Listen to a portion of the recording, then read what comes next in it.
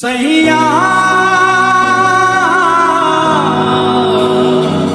सैया কি রে, শুনলাম এবার নাকি হাই সেকেন্ডারিতে অনেক ভালো রেজাল্ট করেছিস।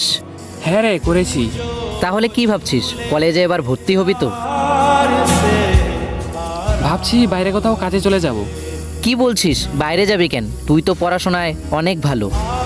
ভালো হলে কি আর সব হয় রে? বাড়ির অবস্থা তো দেখছিস, বাবার শরীরও ভালো না, সংসারে টাকা না থাকলে স্বপ্নগুলো গরিব হয়ে যায়। তবু নিজের স্বপ্নটাকে এভাবে শেষ করে দিবি? কিছু স্বপ্ন নিজের জন্য না রে, পরিবারের জন্যও ছাড়তে হয়।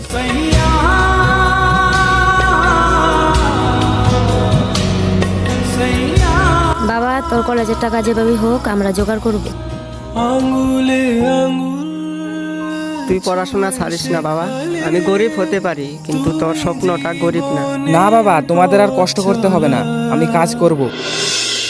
অনেকেই বলে ভালো রেজাল্ট জীবন বদলে দেয়, কিন্তু গরিব মানুষের জীবন রেজাল্টের আগে সংসারের হিসাব আসে।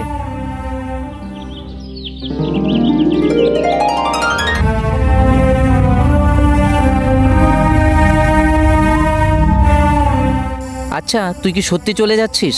হ্যাঁ রে, বাড়িতে আজ 3 দিন ধরে ঠিকমতো বাজার হয়নি। আমার স্বপ্ন পরে হবে, আগে সংসারটা বাঁচুক। এটা রাখ।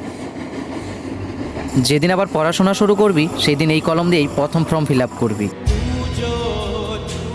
গরিবের ছেলে বড় স্বপ্ন দেখতে পারে, কিন্তু সেই স্বপ্ন পূরণ করার আগে তাকে পরিবারের দায়িত্বের কাছে হার মানতে হয়।